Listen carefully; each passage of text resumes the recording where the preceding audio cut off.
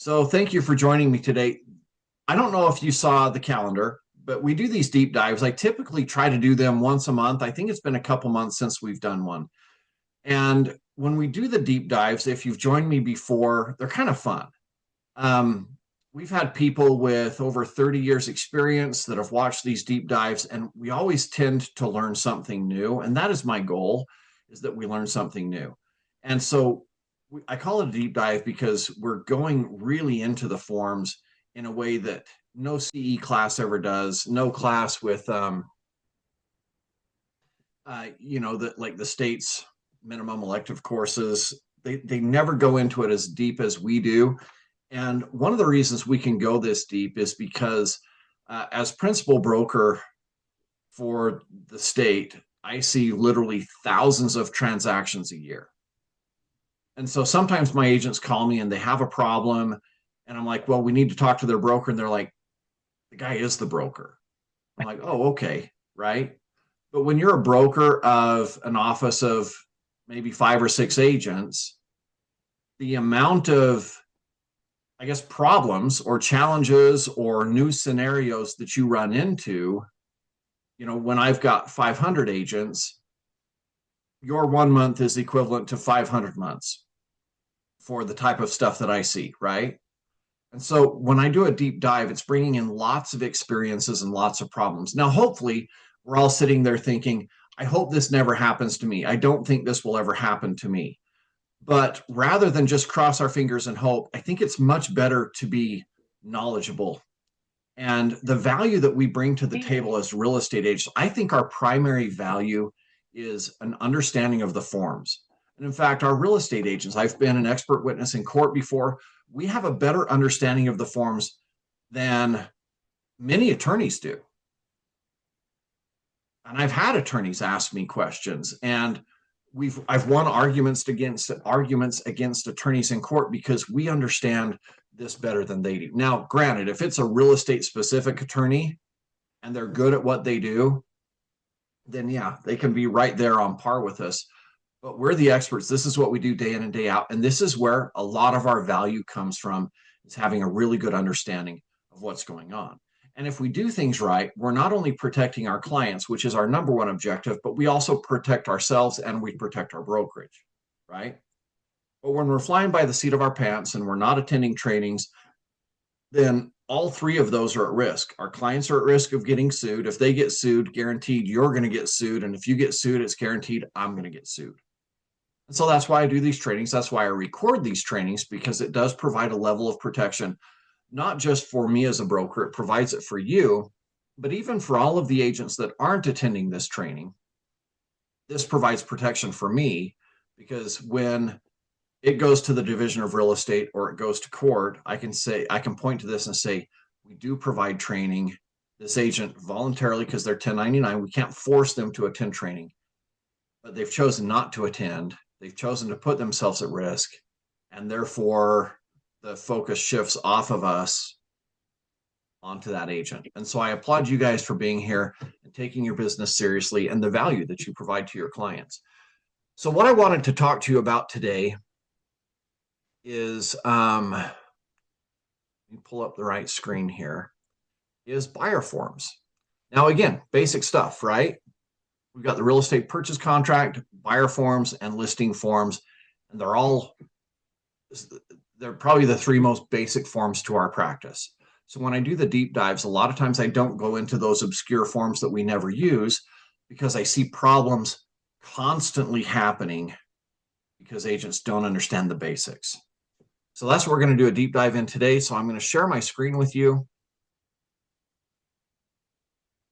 And we still have a few people jumping in. But one of the benefits of you guys attending live is you get to jump in, you get to ask questions. And so if you keep yourself muted, unless you have a question, that's ideal, so that we don't get background noise. But otherwise, you guys feel free to ask questions. Now, I've pulled up 5 forms here on the MLS, and we've got our buyer broker agreement. We've got an addendum to that. We've got a cancellation of the buyer agreement, and buyer due diligence and wire fraud. Does anybody know why I've got these two as part of the forms that we're going to go over today? You can unmute yourself. And Those are important. Yeah. They're important. Are they important or are they required? I think They're they're required. required. Aren't they? No? Yeah. Now they're not just required as part of our checklist, because we do have a checklist. You know, here at Equity, when you submit a buyer packet or a listing packet, there's a checklist of all the forms that are required. They're not just required to satisfy Equity's checklist. We're going to talk about why they're important for this form. Okay. So here's our exclusive buyer broker agreement. And as part of a deep dive, we usually read the whole thing. So first of all, it's between Equity Real Estate, the company, so-and-so is the authorized agent for the company, and the client. Now, sometimes people ask me, in fact, just this last week, do I need my client's full legal name in here? And the answer is no, right? So if my name's Joseph, can I put Joe? So if I'm Joseph Allen and I put Joe Allen in here, is it still a legally enforceable contract? And the answer is yes, right? So hopefully that answers that. The other question that we have is, what if it's a trust? Then what do we do? And so if it's a trust, it's all the same stuff. I guess the simple answer for you is, if you have questions on who needs to sign, then the easy thing for you to remember is call title and say, here's my scenario. How will they need to sign at closing? So I call title and I say, hey, here's a trust. How do they need to sign at closing? And title says, well, we'll need a copy of the trust. So if title needs a copy, do you need a copy? Yeah, right. And we'll keep that in the file to show that we are complying with the requirements of the trust, which is the owner of the property, and that all of the required owners are actually signing. So title needs a copy, we're going to need a copy. And if it's a power of attorney, and you don't remember anything that I'm saying here, just remember this, call title and say, hey, they say they've got a power of attorney. What do I need? Title will tell you. And how do they need to sign? You know, Joe Allen on behalf, as power of attorney for whoever, right? And that's all the initials too. Anyways, it can kind of get confusing. What if it's a divorce scenario? I got this question just yesterday. It's a divorce scenario. One of the couples isn't, they're not cooperating. What do we do? They both Right? technically have to sign. They don't technically have to sign, but sometimes they do. They do because, yeah, well, if there's a court order, they can put a court order for them to sign. Yeah. And if there's a court order, guess what? We need a copy of. We need a copy of the court order. So if I'm working with a divorced couple and only one of them is signing, but they're both on title, I need a copy of that court order showing that what I'm doing isn't violating the law, right? I'm not violating somebody's rights. So for this very first part, we understand that who the buyer is, we need to do a little bit of research, make sure that we're working with the right people. Again, if usually people aren't buying in a trust because trusts don't get loans, individuals do. But sometimes we will have a buyer and their spouse is on active duty, and maybe they both need to be on there. Anyways, the other thing that you need to understand about the buyer agency agreement is that we can have a buyer on here. Let's say that we've just got one, it's a married couple buying the home. Can only one of them be on here, but both of them can be on title as joint tenants? I would say yes. Yes. So the answer there is yes. And why would one person want to be the buyer, but both of them want to be on title? Maybe one of them does not have good credit or want to be off the loan, but want to be on the title. Yeah, maybe one of them. Married. What's that? Or they're not married. Okay. They have to be married to be joint tenants, though, don't they?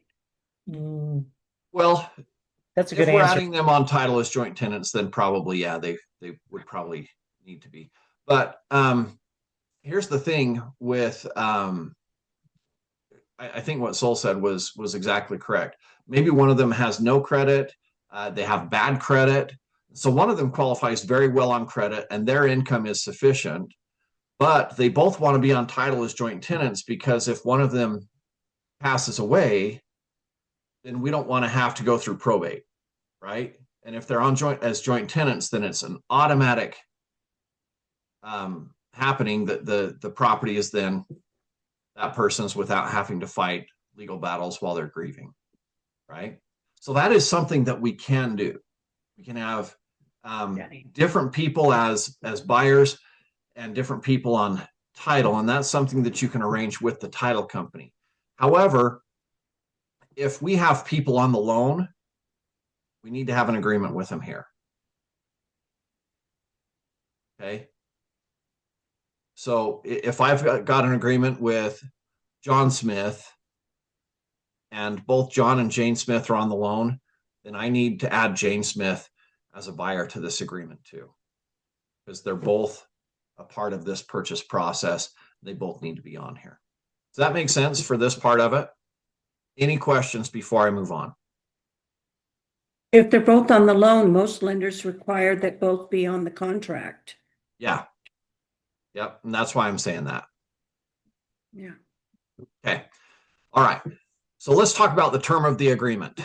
How long can I do an agreement for? As long as you I was gonna want. say, as long as I want to. Could I do a 2-year agreement? You can, If- but if most they won't. agree. If your clients are up for that, Okay. Could I do a 1-month agreement? yeah, you can do a property specific or a 1-day agreement or Okay. Now I have had people call in and say, hey, this agent bound me to a 2-year agreement or a 1-year agreement. I've had both. And we have talked with other real estate agents. So basically what we have there is another real estate agent. It's called tortuous interference, not torturous, tortuous. It's a tort under the law, right? They're trying to actively interfere with your contract. We've talked with other agents and they're saying that that's not reasonable. There is no reasonable clause in the law. It's whatever you agree to. So I can do whatever kind of agreement I want, right? And if they agree to it, it is enforceable. But there are some things that we need to do to really make sure that this is enforceable. And again, it's not a good idea to try to sue clients as a general rule. Nobody comes out the winner in that. But there are things that we can do to better explain the contract, to better satisfy people. So I'll say if somebody says, I'm not in a big hurry. It's okay, no big rush. We can do a year, we can do a year and a half. Like I'll start sending you things. We'll get you pre-qualified. We'll start cleaning up your credit right now. It's going to take us a year to get your credit cleaned up. Let's do a 2-year agreement. And that way you don't feel any rush. You don't feel any pressure from me. Is that reasonable? Yes. Yeah, absolutely. I'm helping them out. I'm putting their interest first. I'm not pressuring them. And I think it's way better than saying, well, let's start working on your credit and I'll call you back in a year after 5 other agents have had a chance to give you presentations and steal you from me, right? Right. So if I'm meeting with somebody right then and they say, yeah, we're thinking of buying, but not for 5 or 6 months, great. I've got the paperwork here. Let's get it out of the way.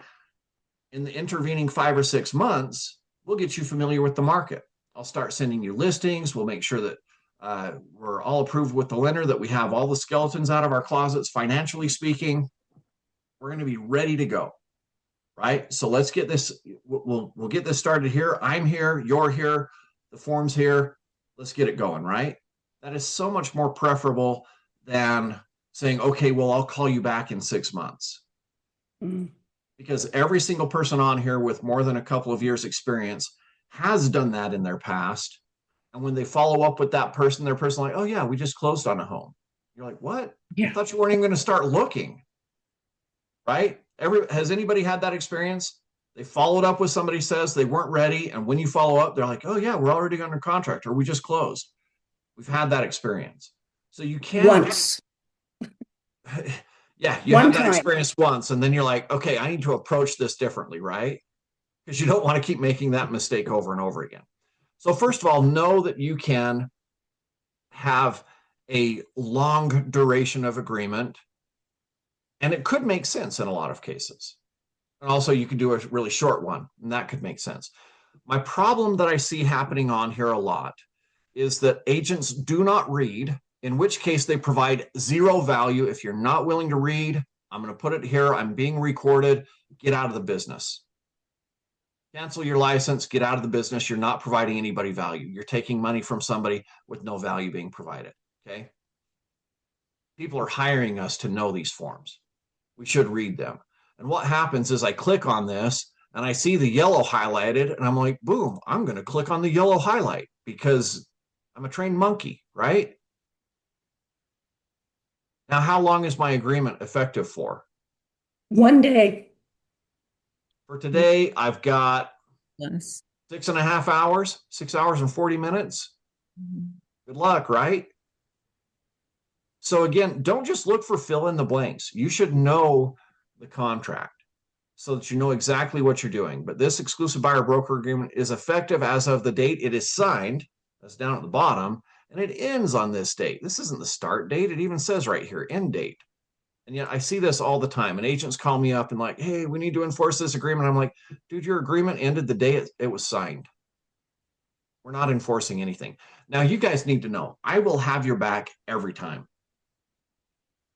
If if you call me up and you say, hey, I think somebody's doing me dirty, we have a contract, but if that contract is not filled out right, I don't have your back, right? What I have is an opportunity to teach you so that next time I can have your back. But I cannot defend a poor contract, nor can an attorney, nor can anybody. So anyways, make sure that you understand that on this, we're going to put some time out. And so maybe a new agent will say, well, what would you recommend? What's the standard? There's no standard, right? Typically, I might do 6 months. But if it's somebody, again, that needs some credit repair, I might do 1.5 years. If it's somebody that's in a real big hurry, I might do 3 months. Maybe they say, you know what, we want, we're not real confident. I did have one person say, we'll do 30 days, right? If you can't find us a home in 30 days, we're going to go somewhere else. I walked away from that deal.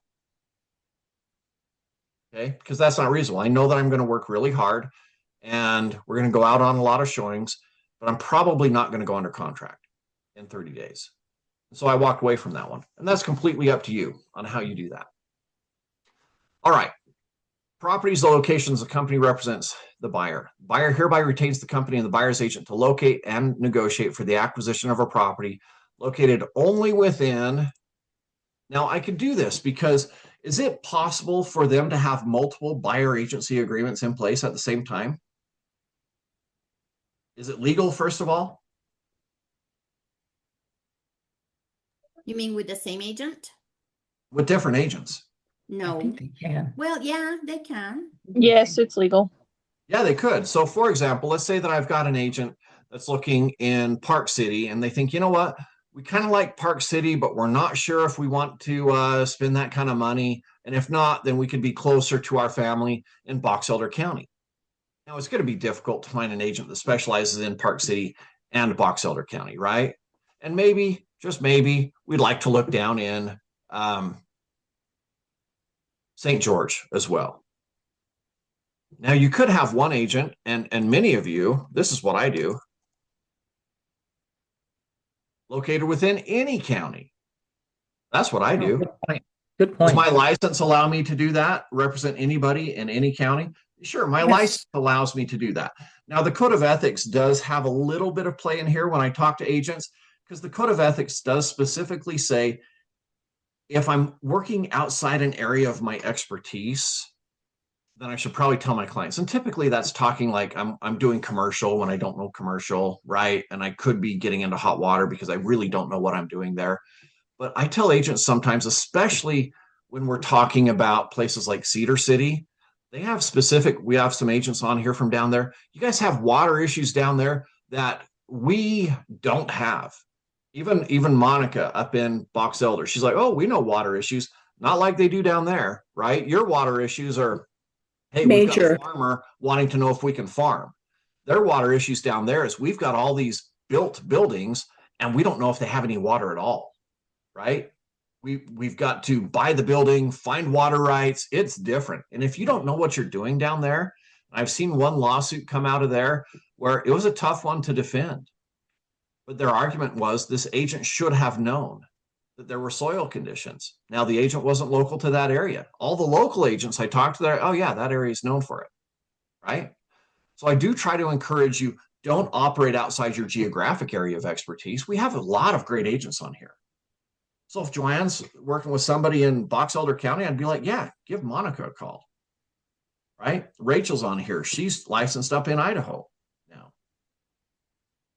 So we have, that's one of the benefits of being part of this brokerage in particular, is we got this great network built in. And as you guys come and start meeting people, then you have a really good referral network built in for the entire state. Because we've got offices, I've got agents in my office that cover the entire state.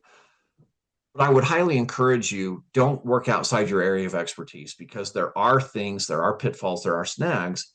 It's not just a simple question of knowing the contract, especially when we're dealing with things like farming communities or southern Utah, where water is a bigger issue. But I could do any county right here. Now, back to our original question, could I have 3 different agents? Yes. One could be Tooele County, right? That could be my agreement. And at the same time, they have a different agreement with a different agent for Washington County. Sorry, I was trying to remember what St. George was. Right? So they could have 3 simultaneous agreements with 3 different agents specific to that one county. They could. It's all legal. Most of the time when I'm meeting with somebody, I'm going to put in any county. Because at least here where I'm at, right now I'm in Weber County, literally 5 minutes away, we're in Box Elder County.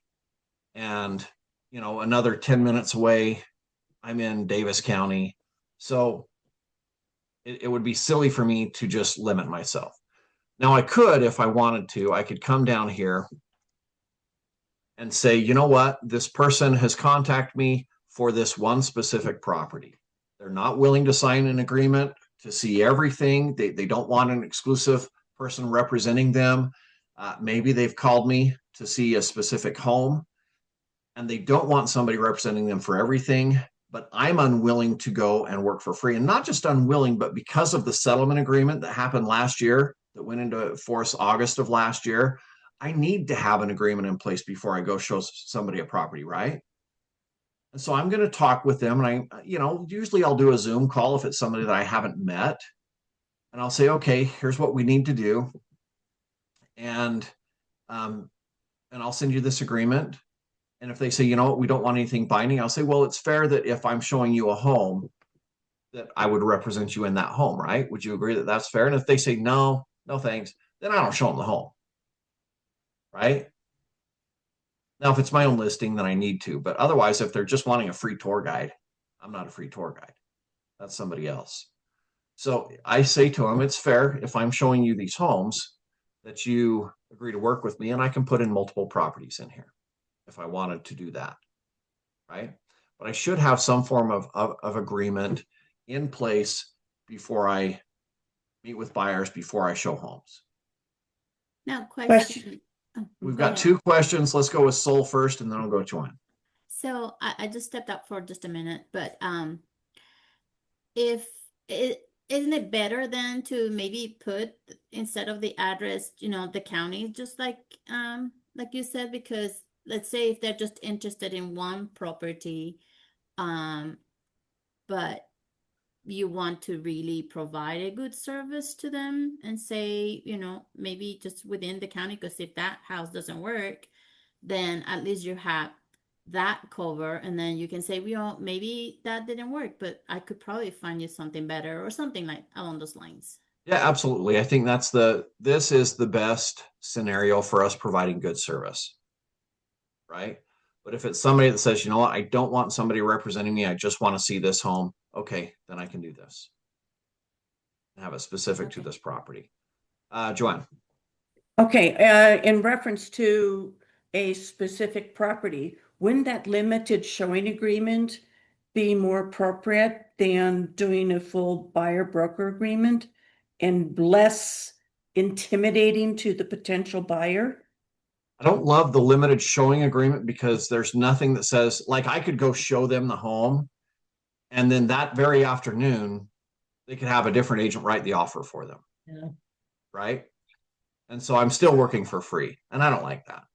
And Okay. one of the specific reasons why I don't like that is I know of at least one or two brokerages that are discount shops that Right. actively train their agents how to take advantage of other full-time agents. Like, we're a discount shop, we're only going to charge you this much. So here's how you need to approach it. You call up this agent, they're great in the area, they will show you the home, and then you call us up and we will write the offer for you, and we'll do it at a discount, or we'll refund some of the commission back to you. And I know that they're actively training their agents to do that.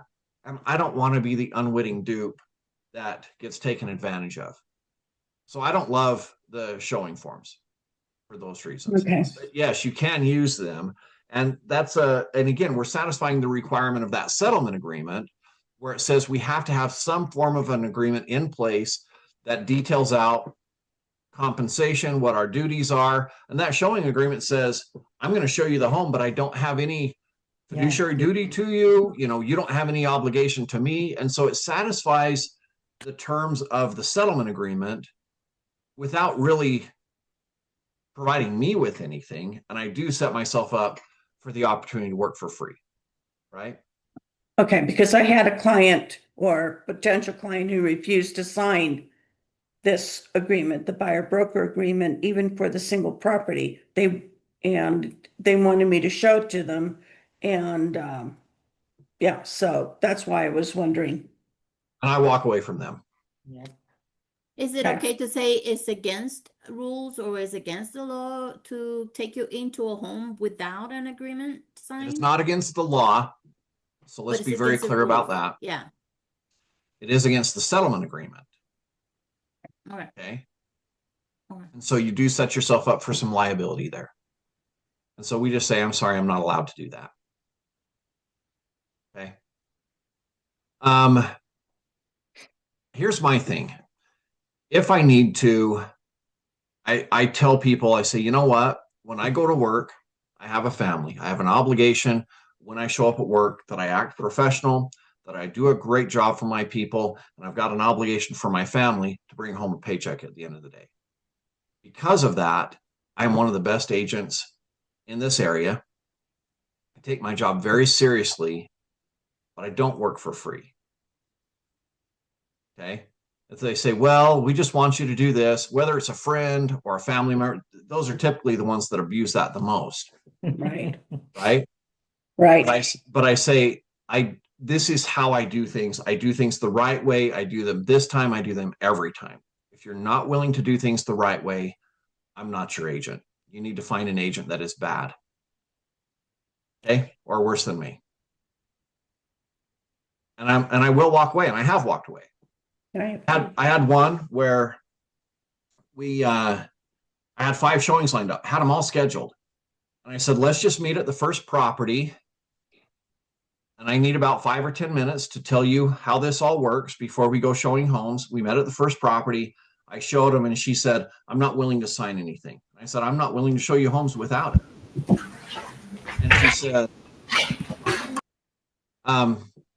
And she said, you're kidding, right? And I said, no, I'm not kidding at all. You're the first agent that's ever required this. I'm the best one you've ever spoken to then.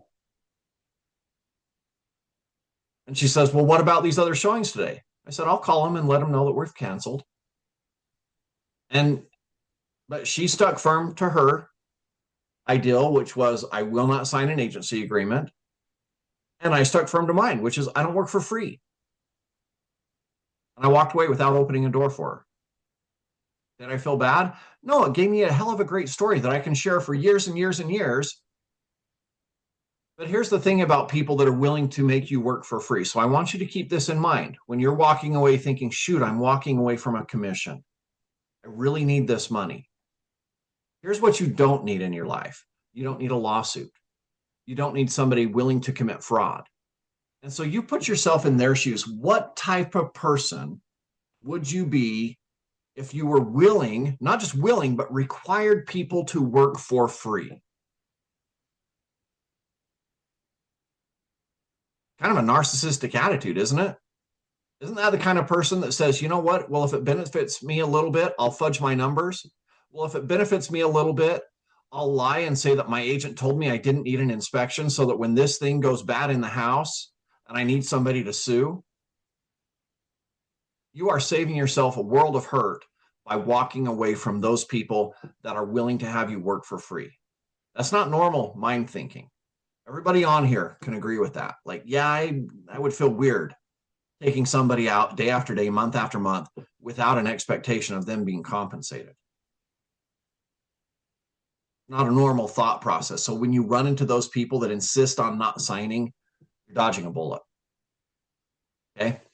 Now, maybe they don't have nefarious purposes. Maybe they're not narcissistic, but they're extremely uneducated and not willing to be educated, in which case your job as a real estate agent is going to be very frustrating.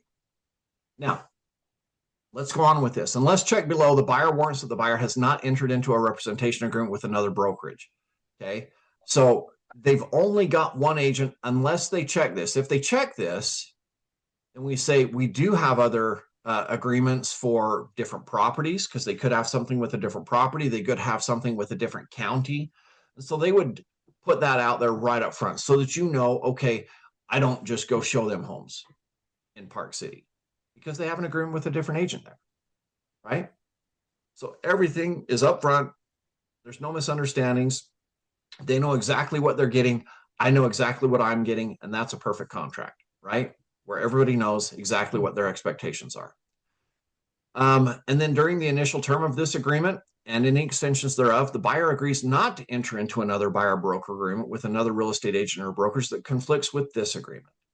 In the event this exclusive buyer-broker agreement expires while we're under contract on any real property identified in section 1.2, which is this that says where we're working, right? So if I put any county, then it's anywhere. The company and the buyer mutually agree that the initial term shall automatically extend until the under contract transaction closes or is canceled. So this is a question that comes up often. Hey, we're under contract. And sometimes payroll even, I have to train them because they'll say, okay, we're closing now, but I'm looking at your buyer agency agreement and it ended May 31st. So do you have an extension to your buyer agency agreement? And the answer is no, and I don't need one. Because of this language right here. We went under contract May 15th, closing June 17th. My buyer agency agreement ended. The termination date up here was May 31st, right? But because I went under contract May 15th, I don't need an extension to this. So I don't need to go to the addendum to the buyer agency agreement because the language is already built in. Does that make sense? That should save some of you some hassle because I do see agents doing that kind of thing and it's not necessary. All right. Buyers up. Sorry, was there a question? Okay. Eric, Buyer's will you obligation. reiterate that one last time? Let That me go over that box. one more time. Reiterate that one more time. Okay, so what we're talking about is this highlighted section that if this agreement expires while we're under contract on a property that we found during the term of our agreement. So again, if my agreement ended May 31st, but we went under contract May 15th, We don't need an extension. here it is June 17th, well after, almost 3 weeks after the end of our agreement, I don't have to extend this because we've agreed that it would automatically extend until our under contract deal closes. So as long as we went under contract during the term of our agreement, which was May 15th, I don't need to have an extension to this. I did that. I had a scenario where the clients that I had under contract and let's say for instance, our contract ended April 30th. We were under contract to have a builder build the property, build a home according to their specs. And I didn't feel good about letting that little safety net carry me through because it wasn't going to be completed until December 31st or January 15th or whatever of 2026. So I had them redo one so that it would carry them through because I know there's going to be a lot that goes into that coming towards the end of the build job and then going in and, buying. Yeah. Which covers. Yeah, and I mean, if you wanted to, there's no harm in doing it. I don't love a lot of times doing things to be safe. Like a lot of times agents and contracts, like addendums back and forth, counter offers back and forth to each other. They'll get in this habit of reiterating things just to be safe. And so they'll say things, well, we do like your purchase price, but we don't like this, and we don't like this, but we do like this. Oh, These accepted, these things not. That muddies the waters. Yeah, I really like having just a good understanding of the contract language and pointing that out to our clients and saying, hey, it is not necessary for us to do an extension. I just want to make you aware of this paragraph in our buyer agency agreement.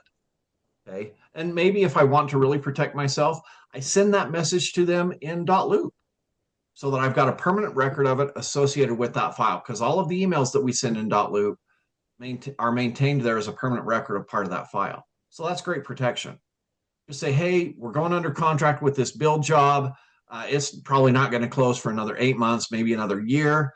Just so you know, section 1.2, last paragraph of our agreement says that I will be with you all the way through the end. We've gone under contract during the term of our agreement, even though it takes 8 months, 9 months to close. We don't need to file an extension of this, and I will be representing you through the whole process. Okay. And I could put that in a message in .loop, and it's a permanent record of the file. And then if they say, well, we didn't know, not only do we have the contract, we've got a record that we highlighted that, rather than go to the work of adding an addendum and having it signed. So there's no harm in having the addendum. I just prefer to go strictly with the language of the contract. All right. Buyer's obligation to pay the brokerage fee. Sorry, did you have another question? No, I just said thank you. Okay. All right. If during the initial term or any extension of the initial term, the buyer or any other person acting in the buyer's behalf acquires an interest in any real property as referenced in section 1 above, the buyer agrees to pay to the company a brokerage fee. Now, this is the buyer agrees to pay. They put that in bold. This is part of changes because of that settlement agreement. We never go out and say, my services are free as a buyer's agent. There is no charge to you as a buyer's agent. Now, in the past, before we had this settlement agreement, I taught that. If you've got old recordings from years ago, I would say there's no charge to you because I get paid by the listing agreement. We need to be very clear now in how we present this, that this language right here, the buyer agrees to pay the company in the amount of this brokerage fee. Now, this is an and. So let's say that you're at equity and you want to make 3% and you want your transaction fee covered. Could you do that? Yeah, nothing wrong with that. It's all negotiable. Could I do more? Yeah, I could. It's all negotiable. So that's fun. And I can do less too. So anyways, we have that. I can do whatever I want, but there is an and there. Now, if a seller's brokerage or the property owner is compensating the company on a property acquired by the buyer, then the compensation paid to the company by the seller's brokerage shall satisfy the buyer's obligation for the brokerage fee shown above, provided that it's equal to the brokerage fee. So what if I've got 3% here? But I put I go to the MLS and the listing agent says, hey, we're only offering 2%. So I put 2% in my real estate purchase contract. Then according to this contract, what does my client, my buyer, owe me? 1%, right? 2% was satisfied by the property owner. The agreement was for 3%. My buyer still owes me 3%. Now, this is where we see our second form come in, this addendum. And if you haven't seen it before, then do you guys see the YouTube channel? I just want to make sure when I switch tabs that you see the tab I'm looking at. Do you or you see the YouTube I see the tabs. All right. So in the YouTube channel, We have different playlists. The playlist that I've got here for is Utah Forms updates. All right. And a lot of those went into play again when that settlement agreement went into play, but we've updated it several times since then. And there's an exclusive buyer broker agreement showing form overview, which is not as in-depth as what we're going through right now. And then there's an update on proper language to use in addenda to the exclusive buyer broker agreement and exclusive right to sell. So if you want to know what language you could put in your exclusive buyer broker agreement that is not in conflict with the settlement agreement, then you could go here and you could kind of scan through. It's about halfway through. And the agents have used this very, very well. This is language that we got from our attorney who understands, who has a copy of the settlement agreement. Actually, I've seen it. It's about page 100, 101, where the language exists that tells us what we can and can't do. What we can't do is give them a range, right? The settlement agreement says that they know exactly what they're getting. And so there is language specifically that we can use that allows for protection, and that's in there. I'm not going to go through that as part of this deep dive because that language or that video is already there. So I'm sorry, Eric. So to recap and just make sure that I'm clear. Yeah. So if the agent for the seller or the seller is willing to pay, let's say 2% commission, then our client, the buyer, should still pay the 3% as written in the contract, or the 1% that They would pay the 1% remainder. the 1% remainder. Oh, okay. Yeah. Okay. Because and again, that's right here in section 2.2, where the property owner shall satisfy the let's see. And the compensation paid to the company by the seller's brokerage or the property owner shall satisfy the buyer's obligation for the brokerage fee shown above, provided that the compensation is equal. Right? If it's not equal, in the event the compensation paid by the seller's brokerage and or the property owner is less than the brokerage fee, the buyer shall pay the difference at closing. So what would be the best way to address buyers' concern when they are tight in money and let's say they don't have or they will not have enough money to cover commission plus closing and all those things? I mean, then we have a very frank conversation, which is the whole purpose of this agreement and the settlement agreement. Was the argument made in that settlement agreement was that buyers aren't being educated. So we have a very good conversation with them to educate them and say, here's how this works. If you don't have the money to pay for this, then we need to negotiate very strongly in the purchase contract to have the property owner do it. Have the property owner satisfy it. Now, I do get calls nearly every week saying, hey, I negotiated my commission in the purchase contract, and now the other brokerage is telling me that I need to sign the brokerage compensation agreement form as well. You do not. Okay, that's an uneducated agent. They don't know their forms. That's why you guys are here. That's why they're not, is because they're going to remain uneducated. You guys are going to be good agents, and you're going to get more business as a result of it. Okay. but even if you do, if you tell your client that you're going to try your very best to get the seller to pay the commission, you still have to write something down on section 2.1. Yeah. Okay, so if the seller doesn't want to pay and the client do still want to go ahead and present an offer, then obviously you educate them, then you do need to pay these percentage that we wrote down in here, correct? Right. Yep. Okay. Yep. And again, Thanks. if I want to adjust that, then in this training here, you can go to that YouTube channel, Elite Agent Training. There's several different playlists there. Look for the playlist called Utah Forms Updates.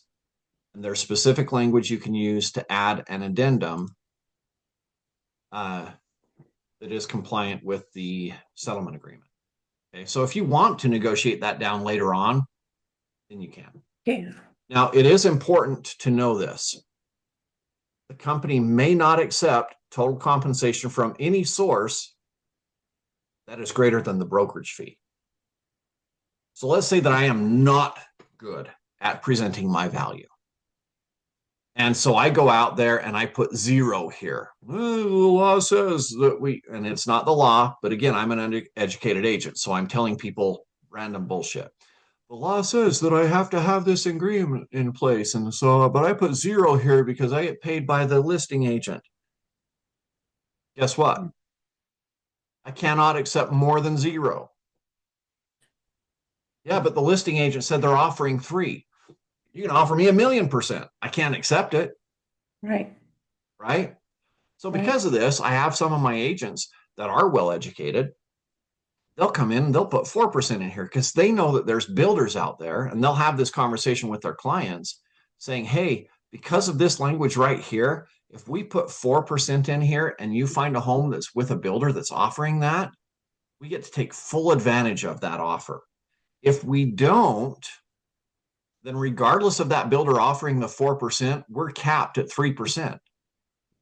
There's no benefit to you. So I've got agents that walk away with a 4% buyer agency agreement on a lot of their deals. And then later on, they'll add that addendum that says, in the broker or in the buyer's agent sole discretion, the language that's there, we can make adjustments to this if we want. I can go down. I cannot go up. I can't accept compensation from any source that is greater than the brokerage fee.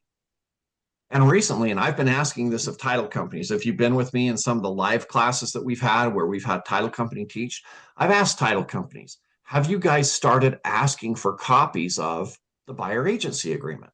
Because our purchase contract says that as well. It says they cannot accept more than their buyer agency agreement. And the title company is instructed in the purchase contract to prepare the closing. And so I've made that argument saying, hey, in this line, you're instructed to prepare the documents, and in the line right above it, it says it can't be more than this. Are you going to start requiring copies of this buyer agency agreement so that you can properly enforce what the contract says you're doing? And most of the title companies have said, you know what, we haven't gotten that far. But in the last month, I've gotten lots of reports. Hey, the title companies are saying they need a copy of my agreement. I think that's the direction that we're going. And I think it's a good direction. Okay. Now, quick question. I'm sorry. I think maybe you have mentioned it before, but on that part where you write the percentage, because you said there's an and in between. If you don't want to charge anything else but the percentage, then you can just put 0 on the dollar amount, correct? You could put 0 or you could leave it blank. Yeah. Okay. Cool. Thanks. Okay. Brokerage fee due and payable, unless otherwise agreed to in writing by the buyer and the company. And there are several times where we would probably agree to in writing. That would be an addendum to this agreement, right? The brokerage fee shown above shall be due and payable if a purchase, the date of the recording of the documents for closing. That's what we're mostly used to, right? The deal closes, that's when we get paid. If it's a lease, it's an effective date of the lease. If it's an option, the date consideration for the option agreement is paid. This is where we sometimes diverge from the rule here, where most of the time with an option, this is a lease with an option to purchase. That's what we're talking about, right? So the option is somebody's bringing option money that's non-refundable and says, I'm giving the seller this money to reserve the right to purchase this home for whatever time we put in that contract, right? They can't sell it to anybody else. And because I'm buying that option where they can't sell it to anybody else, I'm giving them this money. A lot of times that option is not enough to pay the realtor their full commission. And so we need to negotiate. And there's 3 different ways to negotiate that. Now, the first one is what's right here, where there is enough money and we get paid right up front. That's how it should be, but sometimes that's not possible. The very worst way is there's very little money. And so we agree we're only going to get paid when the option is exercised, if it's exercised a year down the road or whatever, right? And so if that's what we agreed to, there's a chance we don't ever get paid at all because they rent the home, something happens with their credit never gets improved. Whatever their situation was that they couldn't buy today is the same situation a year from now, and you never get paid. And what happens a lot of times is we do halves, right? I'll get paid half now, I'll get paid half in a year. That's up to you guys as part of your negotiations. You need to know that you can negotiate that. But if you do negotiate it, it needs to be in writing. Otherwise, everything's due right up front. Okay. If the transaction is prevented by default of buyer, then the transaction fee is immediately due. Now, your buyer can't qualify for financing. Okay. The appraisal comes in late. And so we miss the finance and appraisal deadline, appraisal comes in over, whatever it is, the buyer has defaulted. Are we going to go sue that buyer? No. No. Could we? Absolutely. Yes. But that is for people that don't understand how legal stuff works. Can I sue somebody and win in court and never get paid? Yes. Yep. I have a piece of paper called a judgment. It says this person owes me money and they don't have any money. That's why they couldn't buy the house. So are we going to go out suing our buyers? No, probably not. Now, if the buyer actively tries to do something dishonest where they're trying to cut the real estate agent out, could we then enforce this contract? Absolutely. And we have. Okay. So this contract is there to protect both parties there. And then again, they've got in bold that brokerage fees are full negotiable and they're not set by anybody. Okay. That's why we can negotiate 4%, 3%, 1%, whatever. Okay. Now, protection period. A lot of people don't understand how this works. Typically, I'll put maybe 3 months. Some people do 6 months. Some people do longer. Here's why it doesn't matter too much. Is that what I'm this sorry, says? Eric. Yeah. I'm so sorry, but I haven't gone through a training since the changes because obviously I haven't done anything. But I just want to make sure on the committee, if we put, let's say if we put 4% in there, can you negotiate with the seller for them to pay, let's say 2% and then the buyer 2%? Can you do that? Yeah. Yeah. I mean, that's built in here. If you put Okay. 4% here and in the purchase contract, they agree to 2, then automatically, Then the buy. Okay. Okay. because of that language right there, they pay the difference. Okay. I'm just playing scenarios in my head while you talk, but okay, thanks. Yeah. So the protection period, here's how this works, right? Let's say we put in 6 months protection period. And what this says is after the termination or expiration of this agreement, the buyer or any person acting on their behalf enters into an agreement to purchase, exchange, obtain an option on or lease, whatever. Any property referenced in section 1. You notice these contracts refer to other sections all the time. So you need to know what those are. So we're referring to section 1, which is again, the scope of where we were willing to work. Located for buyer by buyer's agent or the company, or on which the buyer's agent negotiates on the buyer's behalf during the initial term. So if we found during the term of our agreement a property and we started negotiations, but our agreement expired before negotiations were done, and they later on, after the end of our agreement, they decide to buy it, right? They agree to pay us the brokerage fee. Unless, and this is why it doesn't matter if we put in 12 months, because our brokerage agreement could end. You could agree to terminate it mutually, or it could just expire, and they could the very next day. I could have a 12-month agreement here. The very next day, they leave me, they go and they hire Ingrid. Say, Ingrid, we've been looking at a few properties.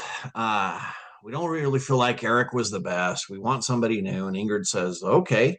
Can Ingrid sign a listing agreement with them, even though there's a 12-month protection period? Yes. Our agreement ended yesterday. Ingrid's meeting them today. And she says, because Ingrid's a good agent, do you have any other agreement in place? And maybe they pull it out and say, well, here's my agreement. And I see, or Ingrid sees that it ended yesterday. And she says, sure, we can sign one today. What about this 12-month protection period? And Ingrid's very smart. And she says, well, because of this last sentence in here, okay, It's not enforceable. unless the buyer is obligated to pay a brokerage fee on such acquisition to another brokerage based on another buyer broker agreement entered into after the expiration or termination date of this one. So even though I've got a 12-month agreement and we only ended this yesterday, it expired yesterday, Ingrid signed a new one today. So this unless is the key word. They don't owe me anything. Right? They saw the property. We started negotiations on the property. Negotiations fell through. My agreement expires. They hired Ingrid the next day. My 12-month agreement was good for less than a day. Does that make sense? By the way, this language has been in place for a long time. What hasn't been in place for a long time, just as an interesting side note, is this exact same language is now in the listing agreement. Okay. That used to not have a protection period that ended the minute a new agreement was signed. Now it does. So question, So- so let's say if Ingrid is helping this client with a property that the previous agent helped, showed, and things like that. So because the contract expired, then there's nothing is owed to that other agent, correct? Correct. Yep. All right. Now here's some things that the buyer needs to do. And this is good for us to explain to people. So the buyer warrants that in all communications with other real estate agents, and this is builders, things like that, right? They need to let them know, hey, I'm working with somebody already. And this helps protect you. It helps protect them. They also need to furnish the buyer's agent with relevant personal and financial information to facilitate the buyer's ability to acquire a property. I had a call from an agent this week where, hold on a second, this agent has called me twice.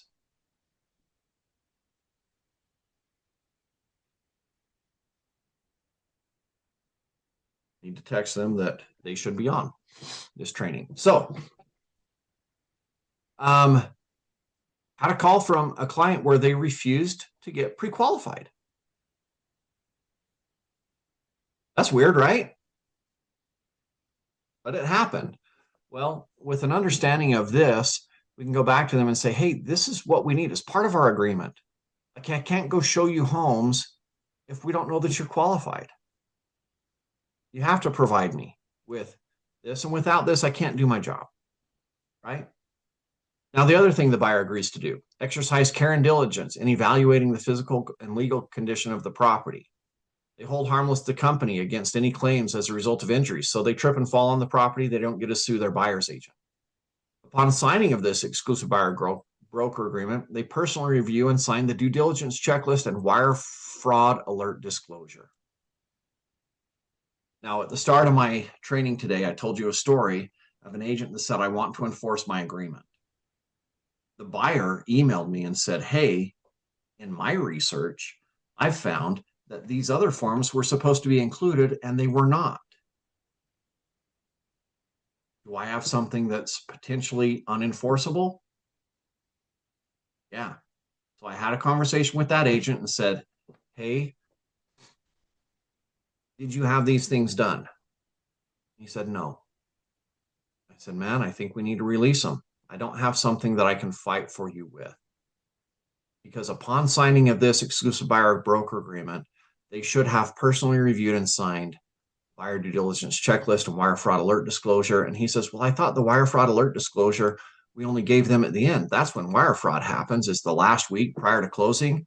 I said, yeah, that's when it happens. But that doesn't mean that we don't have it signed right up front. We have to have it signed right up front. And you have the conversation with them a week before closing saying, hey, by the way, we signed this form up front, so you were aware of it, but now is when it starts to happen. Be aware of this kind of thing, right? Keep an eye out for this. So you still got to get this signed up front. And then, of course, the buyer is required to disclose to the buyer's agent all properties in which the buyer, as of the date of this agreement, is either negotiating to acquire or has a present interest in acquiring. So they're just going to say, hey, yeah, we've looked at other properties with somebody else. We're already in negotiations in a different county, and they have to tell us those things. All right. Man, I'm not going to get to any of the other forms. We got the duties of a buyer's agent. And I'm wondering if I should, does anybody want me to skip some of this and go over some of the other forms? Or should I just stay detailed on this one? I want to go over, I want to go over one other one really quickly, and we're running out of time. This might be a to be continued one. Okay. First of all, there's the blank addendum. Oops, something went wrong. Maybe I've been, I think I got timed out. So maybe I don't go on to the other ones. The ones that I wanted to really go over was the cancellation and termination. Let me see if I think it's going to be worth it for me to do that. Let me log in again. And hopefully they're not having login or like site problems. Okay. Forms.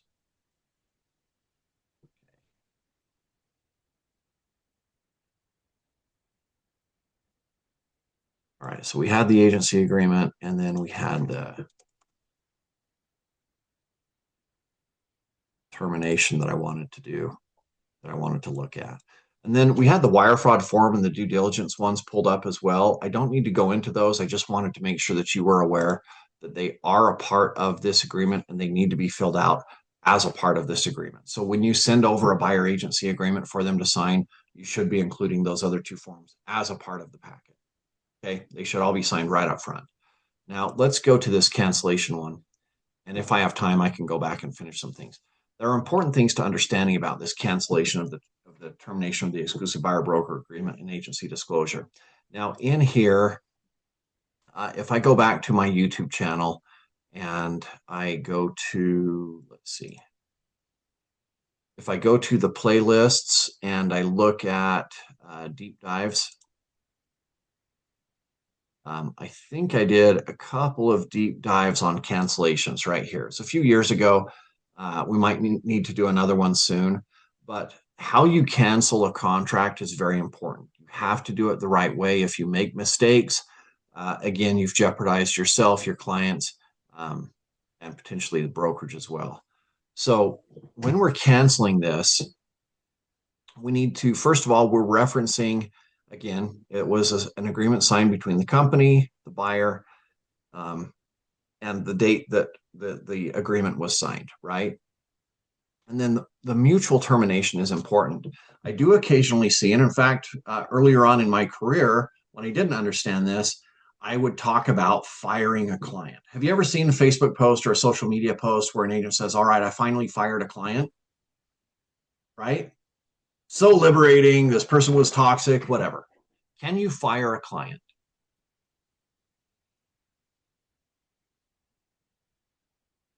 What do you think? Yes,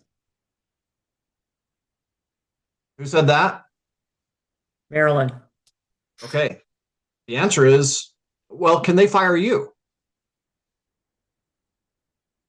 Can they just come up to you, Marilyn, and say, hey, I'm done. I guess they could. I don't like working with you. I'm done. And is there anything you can do about that? Go back to the agreement that they signed in the beginning. Yeah, go back to the agreement and say, no, I mean, this protects me and it also protects you. So is there any reason why you should be able to unilaterally fire them? Unilaterally is one-sided, not mutual.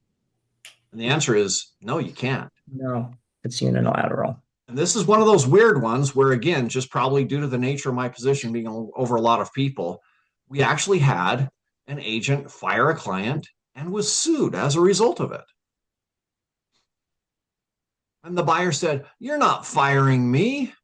I hired you specifically. I don't want to work with anybody else. I hired you specifically because you know this property. You have expertise in this. And yes, I'm difficult and it doesn't matter. You're representing me. And they won. Right? Attorneys I got have a involved, question. money spent. The buyer wins that argument. We cannot unilaterally terminate this contract, nor can they unilaterally terminate it. It has to be a mutual termination. So yeah, your question. I was just going to say, if it's sexual harassment, I would think I could cancel it immediately, which I have done. Okay, if it's sexual harassment, then again, yeah, that's kind of an extenuating circumstance where you say, hey, I refuse to work with this person any longer. In which case, if we go back to the buyer agency agreement, right here, so it's entered into between the company and this person as the authorized agent. Yep. And is the brokerage allowed to assign it to somebody else? They could, absolutely. Good. Yeah. Or we could terminate it. So yeah, there are some extenuating circumstances, and I'm glad you brought that up. Okay, you never have to put yourself in to be abused, but if that's the kind of situation that you're facing, then you definitely need to be involving your broker in that conversation, right? Okay.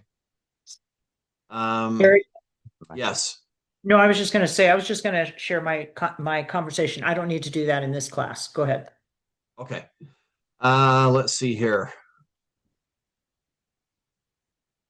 There's a few other things I'm going to come back to with this, but I just want to make sure that we cover this cancellation. So we just need to understand this needs to be mutual. Okay, so be careful with the language that you use. We don't fire clients. It's a mutual thing. Hey, we agree to disagree. We're not getting along, and we're going to cancel this. Now, I can choose to cancel that protection period or not. Okay, so if I say the agreement's protection period is not canceled, why would I use that? Well, let's say that my client comes to me and says, you know what, we've changed our mind. We're not going to purchase. And I'm suspicious that, hey, we just came out of this builder. They loved the home. And now all of a sudden they've changed their mind. And I find out a week later that they just drove around the block after I left, went into the builder and said, okay, we don't have an agent anymore. Can we get a deal without our agent? Right? And you've worked for 5 months for free now. So if they come to you and you feel like it's a little bit fishy, then you just check this box. You say, by the way, we had an agreement that was for a year. You're telling me you've changed your mind. You don't want to purchase.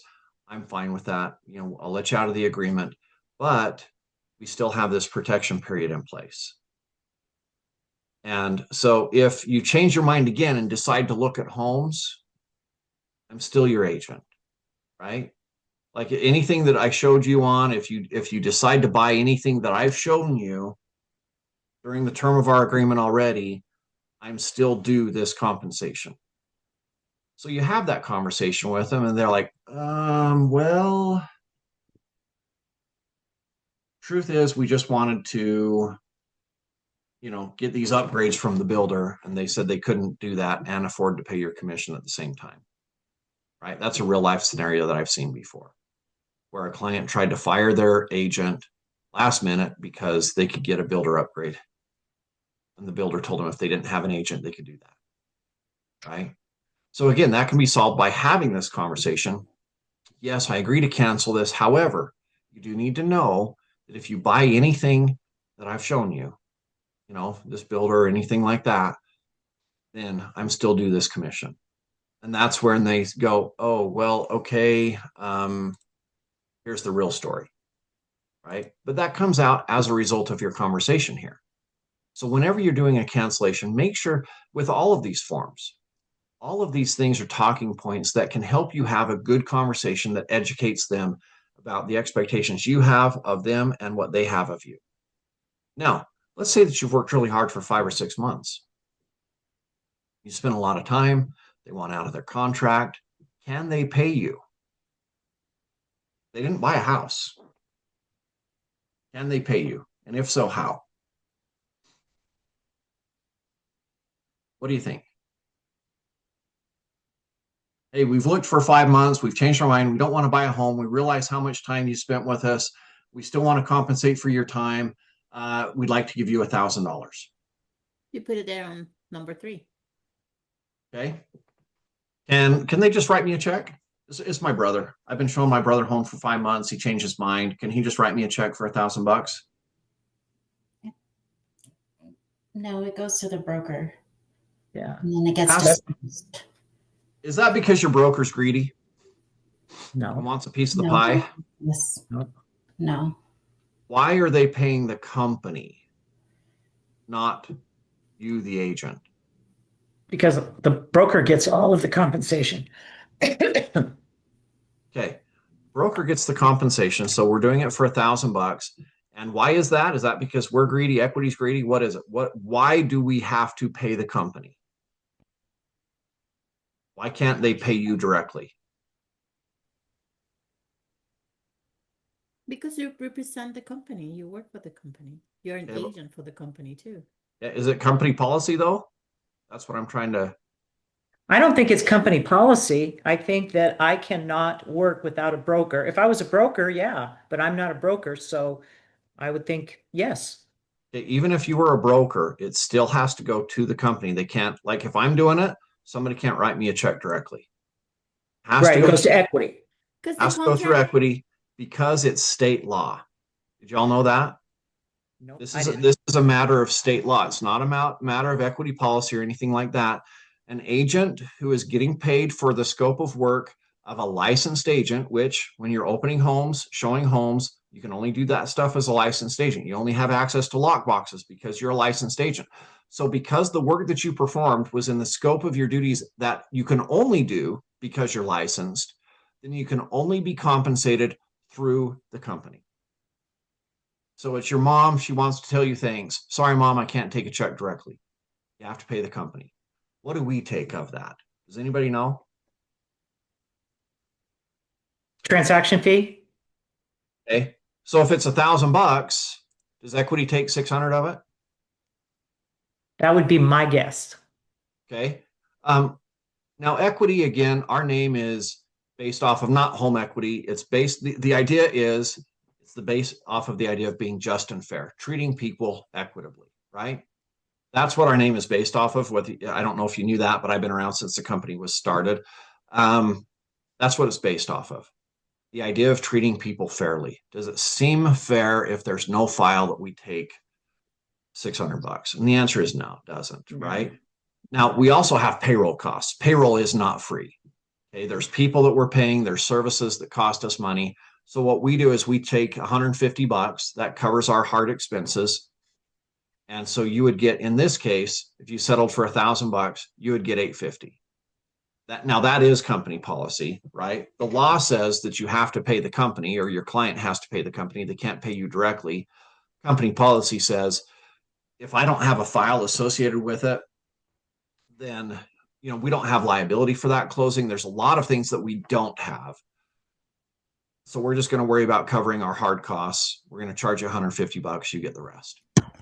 Now, what would we require of you in this case? Is there any forms that we would have? Absolutely. We would have the buyer agency agreement. We would have, of course, you should have the wire fraud form. You should have the due diligence checklist, because those are all part of the buyer agency agreement. And we would have this cancellation agreement.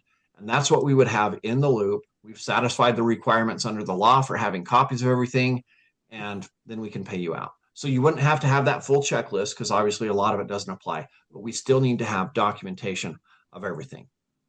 And again, the cancellation would be effective upon both parties signing, both the buyer and the broker. And this is a case where the broker does need to sign it, not just the agent. Okay. Question, Eric, before you go on, I'm sorry. On the payment, so we always have to put an amount there to cancel the contract, or we don't have to? Okay. Nope, you could put zero. Okay. So do put an amount, so there's no Okay. question later on. Okay, good. You could put Thanks. zero if you wanted to. You could put $10,000 if you wanted to. Maybe you've worked super hard, right? I'm going to question as a broker, if there's a big number here, I'm going to question, okay, is this really what I'm seeing? Or is this an agent who's like not submitting all the paperwork that they need to, and thus submitting themselves, their clients, and me at risk if this number is really big and we don't have a contract? Sometimes I do see agents trying to get creative and like, hey, we don't want to pay the $599 fee, so I can get away with $150 if I just pretend like we've canceled and I've actually done all the work, right? And yeah, Marianne, you're making a face, but we do deal with this kind of garbage. So silly, stupid, put everybody at risk for a couple $100. Some people do that. All right.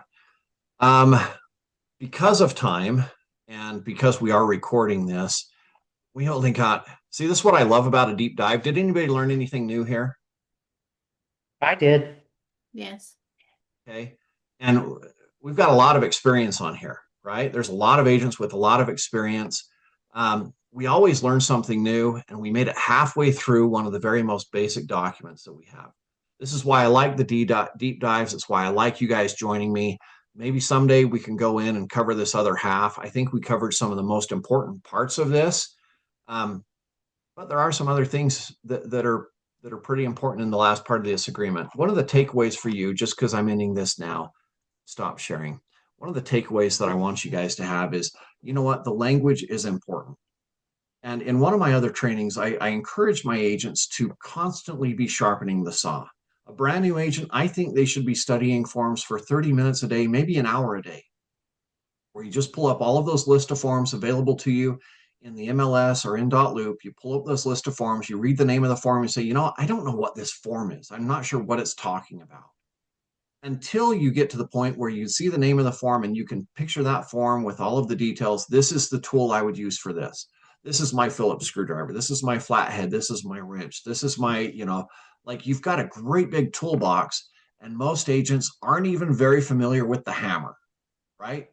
The one tool, like, hey, it's my purchase contract. And even that, they don't know how to use it. They're banging things with the claw end, right?